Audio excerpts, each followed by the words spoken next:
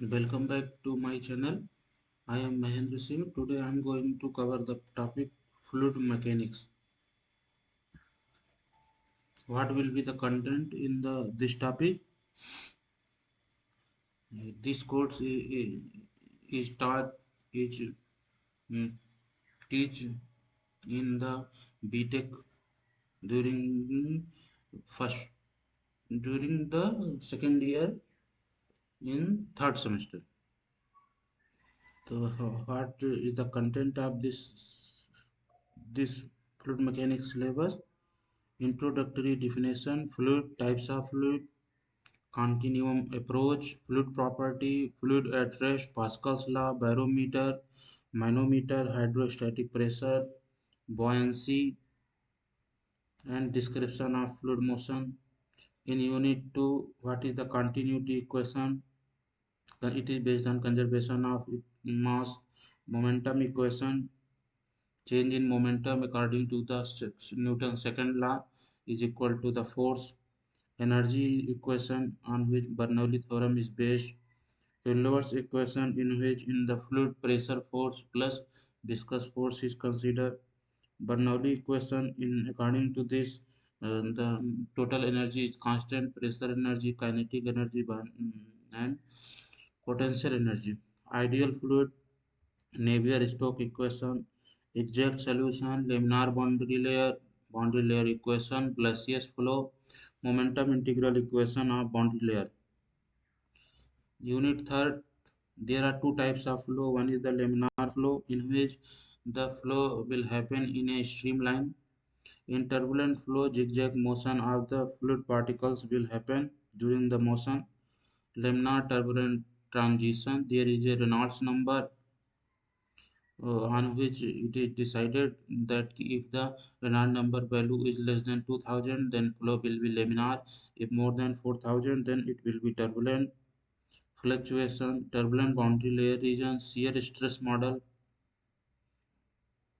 universal velocity distribution, lap pipe flow, friction factor, fully developed pipe flow, pipe bend, pipe losses, dimensional homogeneity, Rayleigh method, Buckingham theorem, typical non-dimensional parameter, geometric, kinematic, and dynamic similarity, model testing. These are the some books which I will refer to the students. Fluid Mechanics, publication by McGraw-Hill, 2001. Fundamental of Fluid Mechanics by John Billy. This is the name of author B.R. Munson, F.M. White, Y. Sengel, Fluid Mechanics, McGraw-Hill, 2001. Then I am going to cover the what is fluid.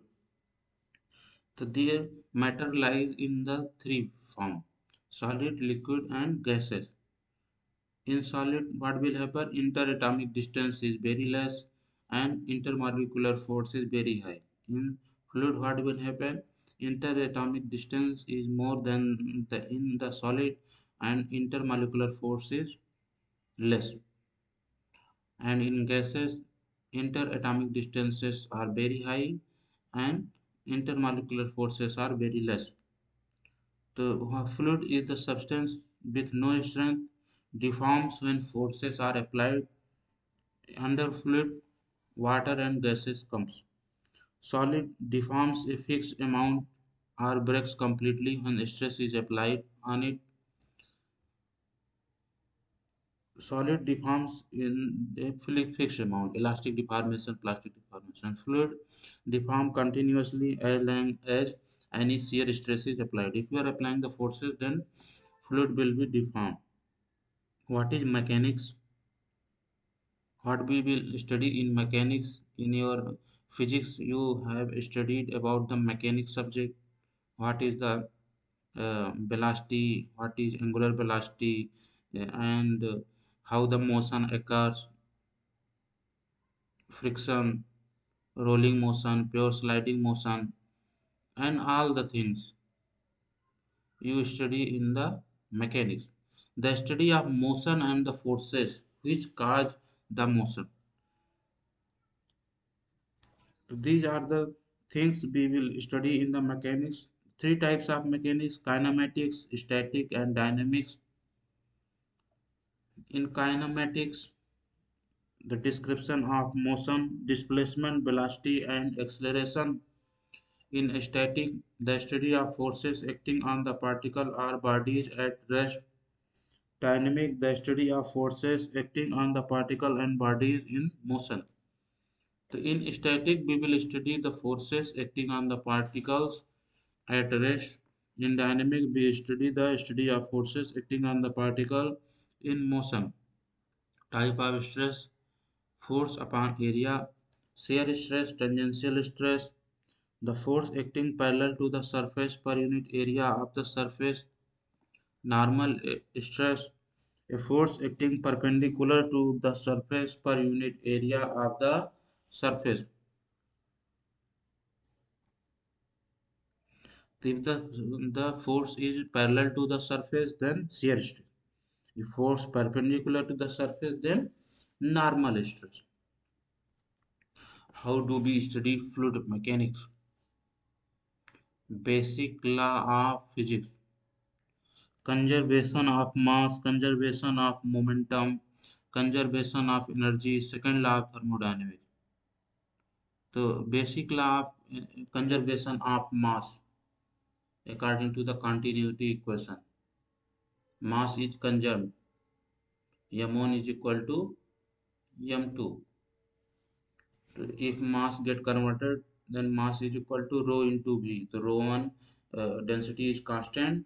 A1 V1 is equal to A2 V2. Suppose if the area of particular pipe at particular location is A1 and velocity V1, and at particular location area is A2 and velocity V2, then according to the continuity equation, A1 V1 is equal to A2 V2. Conservation of momentum, as I have already said in the syllabus slide. This is based on Newton's second law of motion. Conservation of energy, first law of thermodynamics. Second law of thermodynamics. Equation of state, fluid property, example density as a function of pressure and temperature. Constitutive law, relationship between the stress and deformation of the material. What is density and specific gravity? Density is the term which is mainly used in the fluid. Density is the mass by volume and its unit is kilogram per meter cube. Density is also sometimes in CGS unit, gram per centimeter cube. To convert gram per centimeter cube to kilogram per meter cube, multiply by 1000. Water at 4 degrees Celsius temperature has a density of 1 gram per centimeter cube is equal to 1000 kilogram per meter cube. The specific gravity of a substance is the ratio of its density to that of water. So there is a density and there is a specific gravity. The specific gravity of any substance is the ratio of its density to the water. So with respect to water, we will tell, then it will known as specific gravity. What is the viscosity? It is a very important term in the fluids. This is a internal resistance offered by one layer of fluid to the adjacent layer. In fluid flow, there are lots of layers. One layer is putting resistance on another layer. Then this internal resistance is known as viscosity. In case of liquids, main region of the viscosity is molecular bonding or cohesion. In case of gases, main region of viscosity is molecular collision. Variation of viscosity by temperature. In case of liquids, due to increase in temperature, the viscosity will decrease due to breaking of cohesive bond. In case of gases, the viscosity will increase with temperature because of molecular collision increase.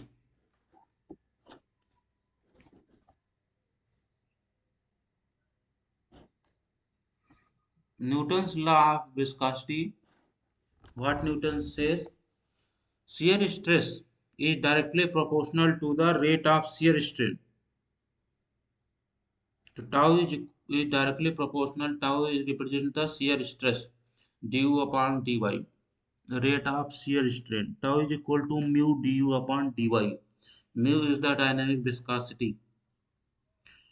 The unit SI unit is Newton second per meter square, Pascal second. Celsius unit of the shear stress, dynamic viscosity is poise. One poise is equal to 0.1 Pascal second. There is also a centipoise. 1 by 100 poise is called. These are all about the unit of dynamic viscosity. All those fluids are known as Newtonian fluid for which viscosity is constant with respect to the rate of deformation. After the dynamic viscosity, there is a term kinematic viscosity. Kinematic viscosity is nothing but the ratio of dynamic viscosity to the density, and its unit will be meter square per second. So nu, if dynamic viscosity is represented by nu, then nu is equal to mu by rho. Mu is the kinematic dynamic viscosity and rho is the density. Its unit is a Stoke, centimeter square per second. 1 Stoke is equal to 10 की power minus 4 meter square per second. Dynamic viscosity shows resistance to motion between two adjacent layers, whereas kinematic viscosity shows resistance to molecular momentum transfer. Dynamic viscosity shows resistance to motion between two adjacent layers. Kinematic viscosity shows resistance to molecular transfer, molecular collision. Types of fluid. Common fluid example water, air, mercury, oven. Newton's law of viscosity are known as Newtonian fluid. Other class of fluid example paint, polymer solution, blood do not obey the typical linear relationship of stress and strain. They are known as non-Newtonian fluid. If they follow the Newton's law, then Newtonian fluid. If they not follow the Newton's law, then non-Newtonian fluid. There is a table. This is non-Newtonian fluid. Tau is equal to, tau does not equal to mu du upon dy. Purely viscous fluid, viscoelastic fluid. If we are going to talk about the time dependent, pure viscous flow, viscous elastic fluid, then elasticity will also come into the picture. Pseudo-elastic fluid, tau is equal to mu du upon dy की power n. If n is less than 1, then pseudo plastic fluid. Example, blood, milk. So blood and milk come into the pseudo-plastic fluid. Tau is equal to mu du upon dy की whole power n. N is less than 1. Dilatant fluid. Tau is equal to mu du upon dy की whole power n. N is greater than 1. Example is the butter. Bingham are ideal plastic fluid. Here some starting stress, initial stress, tau naught. Initial stress, that much is required to start the fluid flow. So tau is equal to tau naught plus mu du upon dy की whole power n. Example, water suspension of clay and fly ash. This is a time independent. Then there is a time dependent also. The thixotropic fluid, tau is equal to mu du upon dy की whole power n plus Ft. Ft is decreasing. Example, printer ink, crude oil. Crude oil and printer ink come into the thixotropic fluid. Rheopectic fluid, tau is equal to mu du upon dy की whole power n plus Ft. Ft is increasing. Example, rare liquid solid suspension. Viscoelastic fluid, tau is equal to mu du upon dy plus alpha into E. Example, liquid solid combination in pipe flow.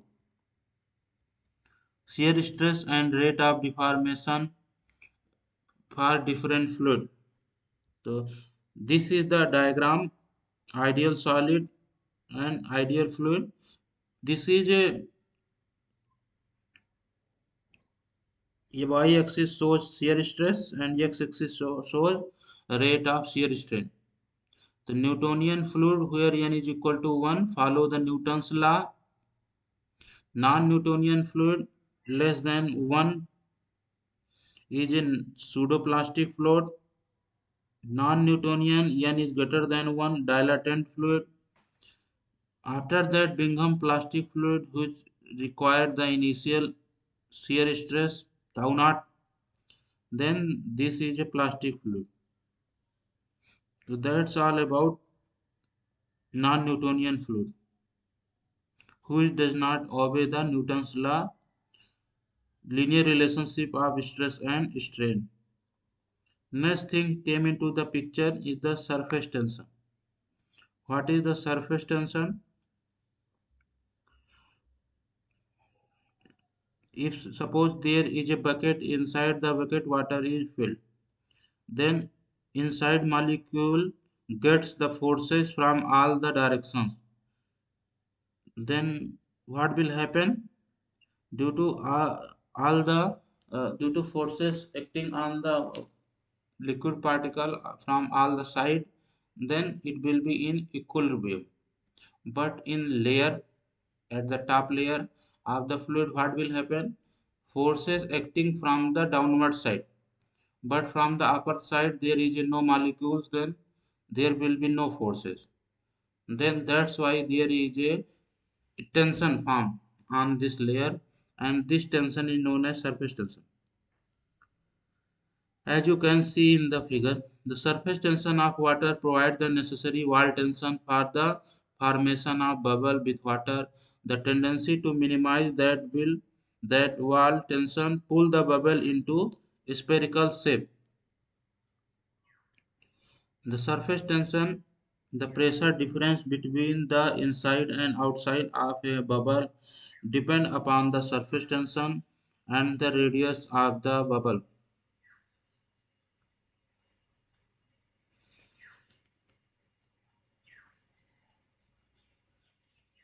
The relationship can be obtained by visualizing the bubble as two hemispheres and noting that the internal pressure which tends to push the hemisphere apart is counteracted by the surface tension acting around the circumference of the circle.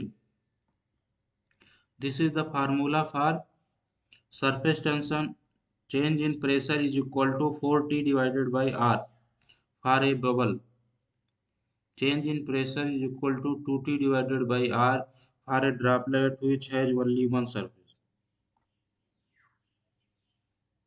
So there are lots of formula which I am not going in the detail because I have to cover lots of the topic. Next thing will be the capillarity. Capillarity action is the result of adhesion and surface tension. You know the adhesion and cohesion. If forces acting between the molecules, then uh, it is known as cohesion. If the forces acting from adjacent layer from different molecule, then it is known as adhesion. The capillary action happen in the pipe tube which dipped in the bucket of filled with water. Capillary action is the result of adhesion and surface tension. Addition of water to wall of a vessel will cause an upward force on the liquid at the edges and result in a meniscus which turns upward. The surface tension acts to hold the surface intact. So instead of just the edge moving upward, the whole liquid surface is dragged upward. So due to capillary, what will happen? The rise of the liquid happen in the tube, and in some liquid fall of the liquid will also happen. So capillarity action occur when the adhesion to the wall is stronger than the cohesive force between the liquid molecule. The height to which capillary action will take water in a uniform circular tube is limited by surface tension acting around the circumference. That's all about the forces, how the forces is acting. The height up to which capillary action will lift water depends on the weight of the water which the surface tension will lift. Next, pressure. As we all know that pressure is the force upon area. The pressure at a depth h below the surface of the liquid is due to the weight of the liquid above it. P is equal to rho gh is the formula. This relationship is valid for any liquid whose density does not change with depth.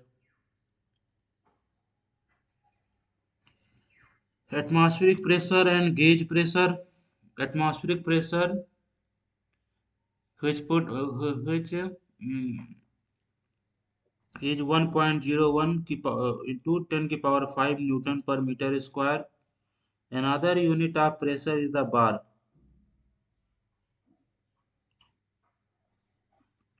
This pressure does not crush us as our cell maintain an internal pressure that balances it. Standard atmospheric pressure is just over 1 bar. Atmospheric pressure and gauge pressure. Most pressure gauge measure the pressure above the atmospheric pressure. This is called the gauge pressure. The absolute pressure is the sum of the atmospheric pressure and the gauge pressure. Absolute pressure is the summation of the atmospheric pressure plus gauge pressure. Hydrostatic law. The variation of pressure in vertical direction in fluid is directly proportional to the specific weight.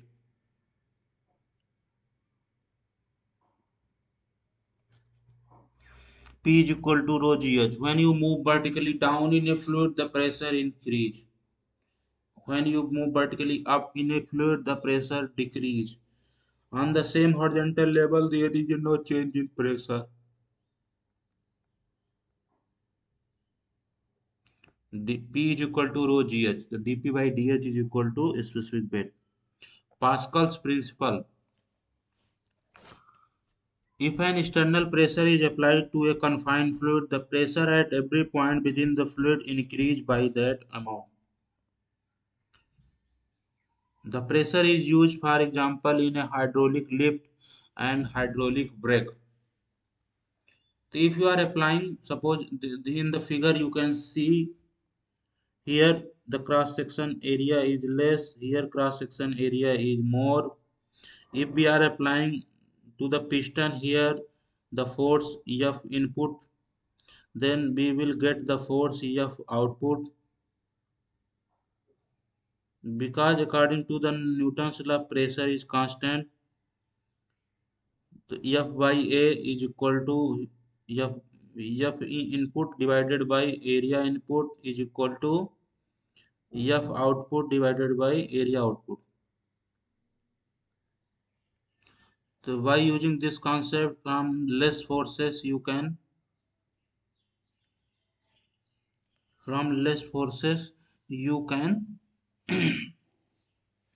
lift the heavy weight. Master cylinder, brake pedal, brake shoe. This is a hydraulic brake and this is a hydraulic lift. So if you are using this Pascal's law, then you can lift the heavy object and apply the brake to your car. Measurement of pressure, gauge pressure and gauges are there, and barometer, manometer. There are a number of different types of pressure gauges. This one is an open tube manometer. The pressure in open end is atmospheric pressure. The pressure being measured will cause the fluid to rise until the pressure on both sides at the same height are equal. This is a open tube manometer U tube. Here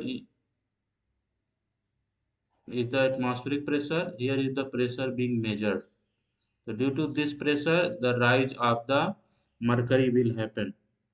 Delta H, measurement of pressure gauge and barometer. Here are two more devices for measuring pressure: the aneroid gauge and the tire pressure gauge. Aneroid gauge used mainly for air pressure and then called an aneroid barometer. Air flexible chamber. Tire gauge. Pressure of air in tire. This is a mercury barometer developed by Torricelli to measure atmospheric pressure.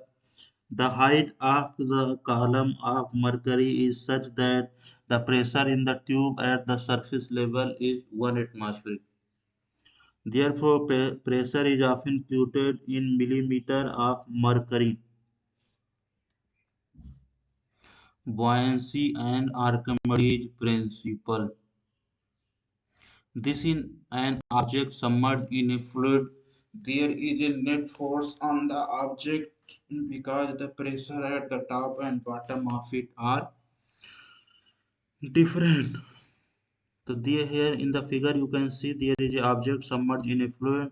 Net force on the object because the pressure at the top and bottom of it are different.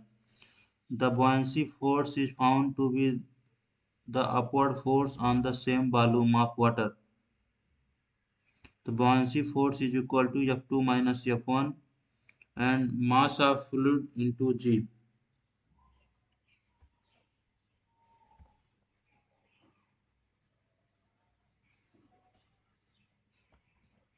Buoyancy and Archimedes principle. The net force on the object is then the difference between the buoyant force and the gravitational force.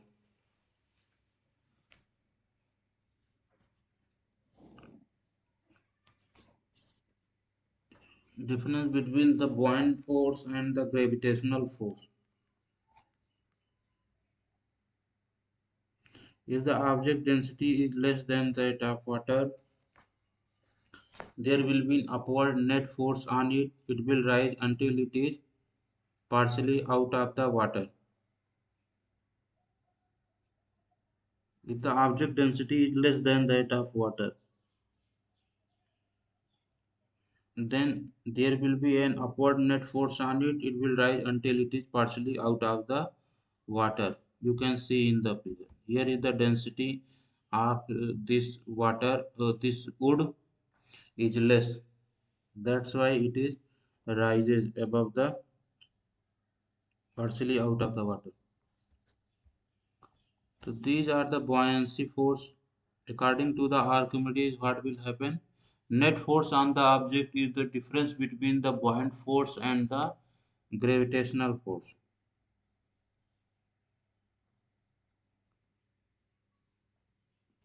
What Archimedes principle said, I am going to say it again.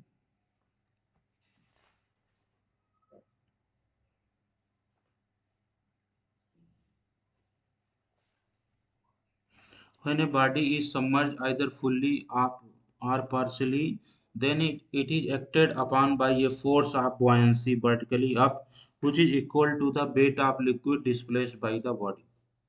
According to the Archimedes principle, if body is submerged either to fully or partially, then it is acted upon by a force of buoyancy vertically up, which is equal to the weight of liquid displaced by the body. This force of buoyancy always acts through the centroid of liquid displaced.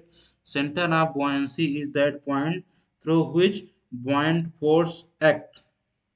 So that's all about the buoyancy and the Archimedes principle. For a floating object, the fraction that is submerged is given by the ratio of object density to the fluid. Buoyancy and Archimedes principle. This principle also work in the air. That is why hot air and helium balloon rise, because here the force, buoyancy force, which is acting vertically up through the centroid, is more than the weight of the liquid, is equal to the weight of liquid displaced by the body. The more, and also the role of the balloon here also occur.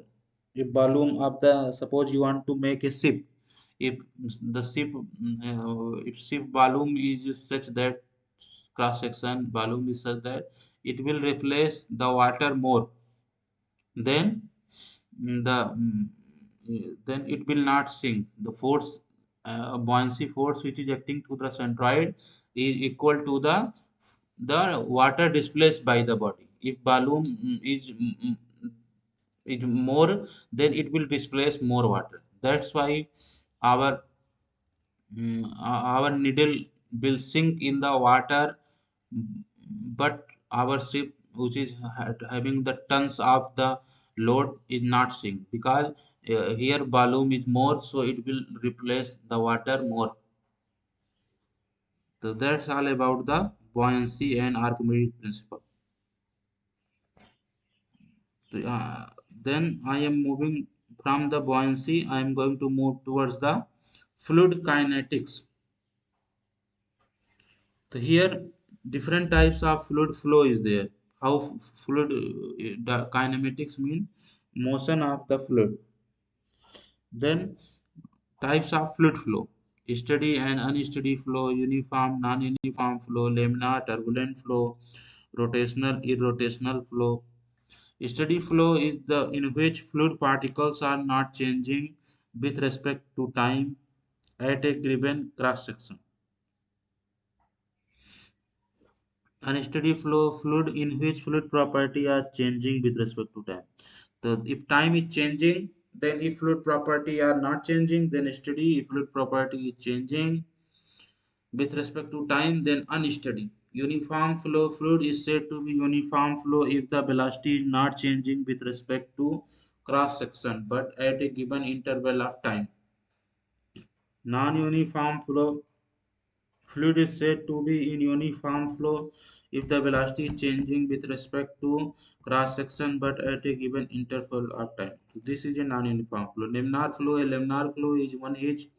Fluid flow is in the form of layers, and there is no intermixing of fluid particles or molecular momentum transfer. A turbulent flow is one in which there is a high order of intermixing of fluid particles. In laminar flow, there will be no intermixing. Fluid will be move in a streamline, and in turbulent flow, intermixing of fluid particle will happen. Rotational and irrotational flow. If the fluid particle rotate about their axis or center of mass, then rotational flow. Irrotational flow, if does not rotate about their axis, then irrotational flow.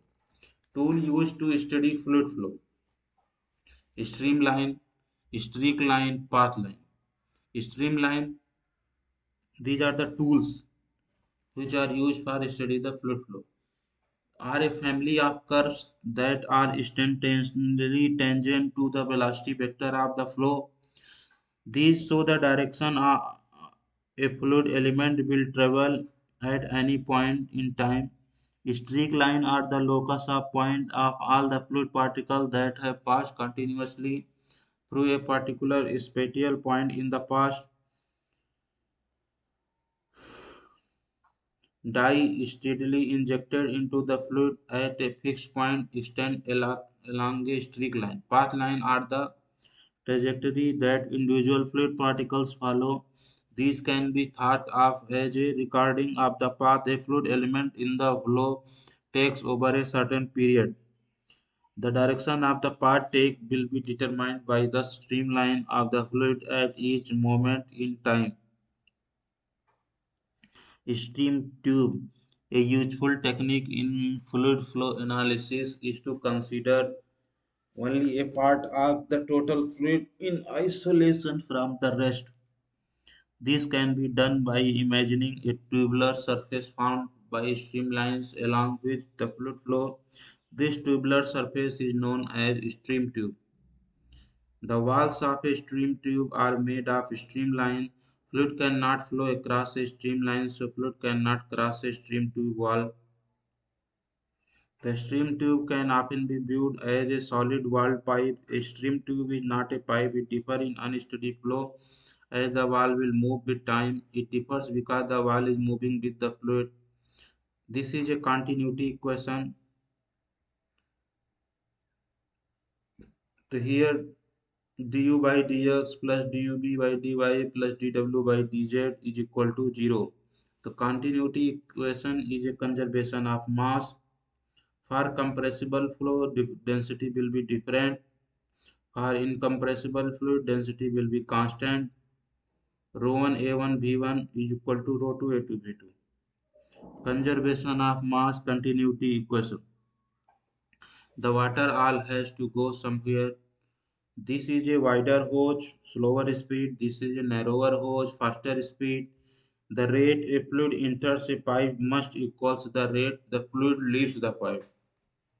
There can be no sources or sink of fluid. So this is a pipe in which fluid is flowing.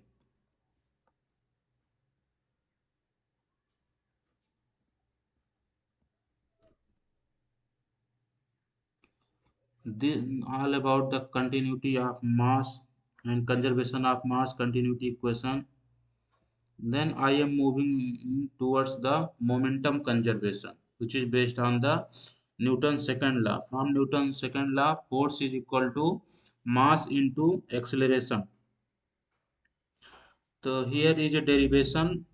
Suppose you are considering a small element having the length dx, dy, dz, length, width, and height.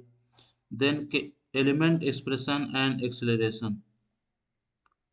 Then m into dv by dt. The dv by dt is the change in acceleration. It is a mass. The mass rho dx, dy, dz, and change in velocity dv by dt u dv by dx plus v dv by dy plus w dv by dz. As it is under the action of various forces, normal stresses, shear stresses, and gravitational stresses, then these forces came into the picture. Net force acting along the x direction, normal stresses, shear stresses plus body force. The differential momentum equation along the x direction is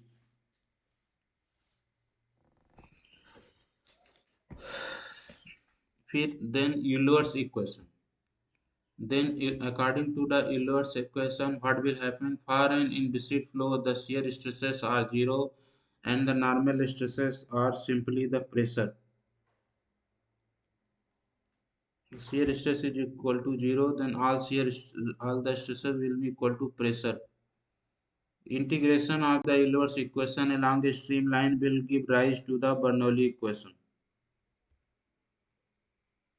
So here is a Euler's equation, and from the integration of Euler equation, we will get the Bernoulli equation. This is a Navier-Stokes equation. This is a Bernoulli equation. A fluid can also change its height by looking at the work done as it moves. We find this is a Bernoulli equation. One thing it tells us is that as the speed goes up, the pressure goes down. So there is a three energy: pressure energy, kinetic energy, potential energy. So at the cross section 1 and cross section 2, if pressure is increasing and if altitude is same, then pressure energy is increasing, then kinetic energy will go down. If kinetic energy is increasing, then pressure energy will go down. Application of Bernoulli principle: airplane, baseball, blood flow. Using Bernoulli principle, we find that the speed of fluid coming from a spigot on an open tank is. So this is a open tank. There is a valve from where from the valve water is coming. Then by using Bernoulli equation, we can find the. This is called Torricelli theorem. Torricelli theorem. So if there is a one cross section is here and another cross section is here, then if total energy is constant according to Bernoulli equation, then here you put the rho g y2, and here you put 1 by 2 rho v1 square, because v2 is the zero, pressure is constant, then we have to use only the pressure energy and kinetic energy.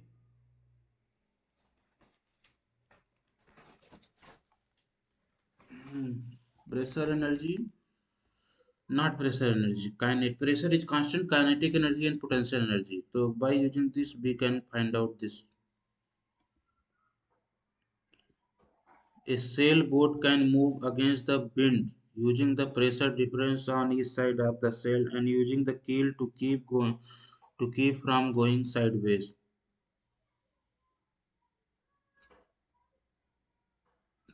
The ship is also working on the this fluid principle. A ball path will curve due to its spin, which result in the air speed on the two sides of the ball not being equal. So this is a ball.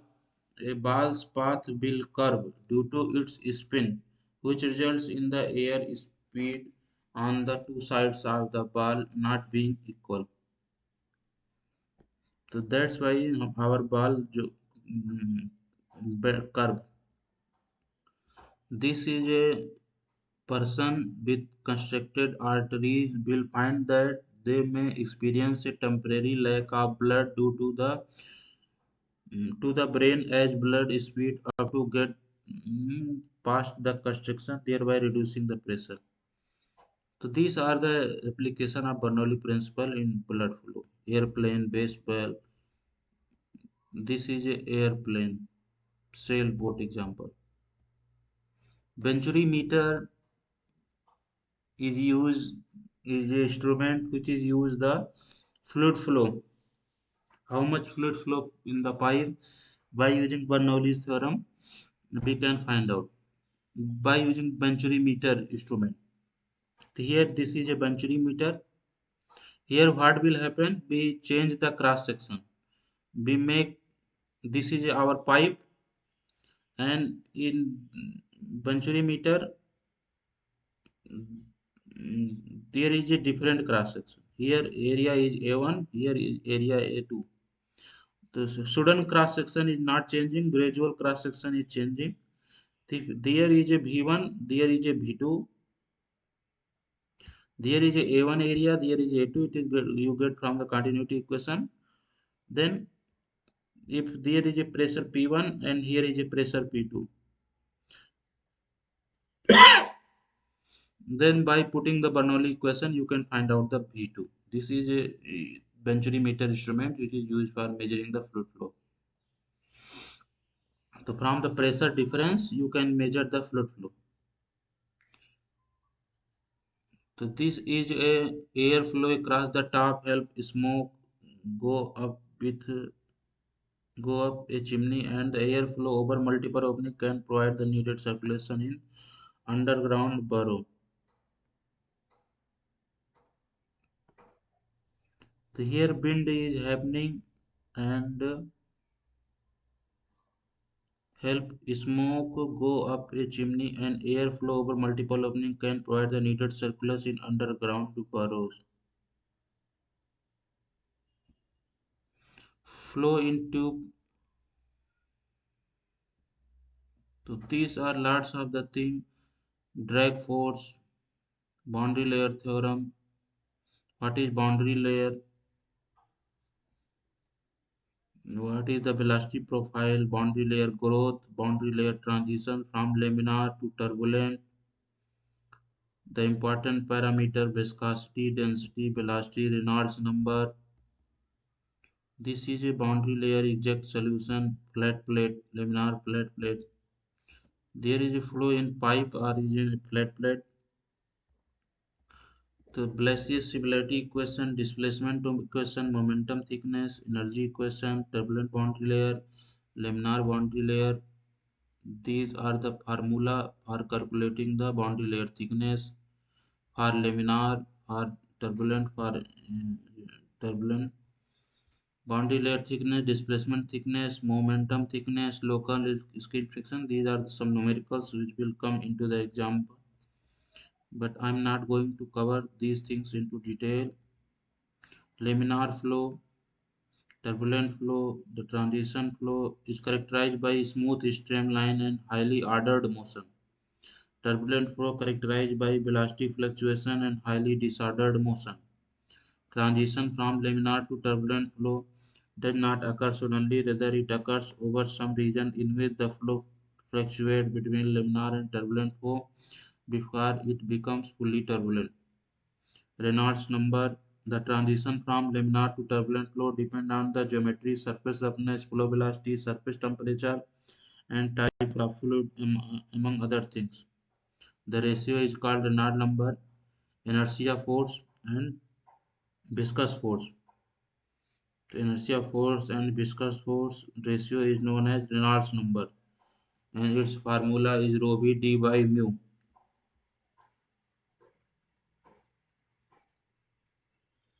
Hydraulic diameter is 4a divided by p.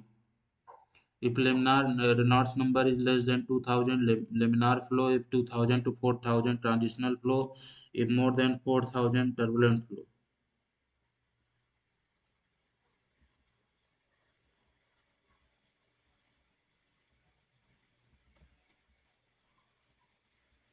Pressure loss, drop and head loss.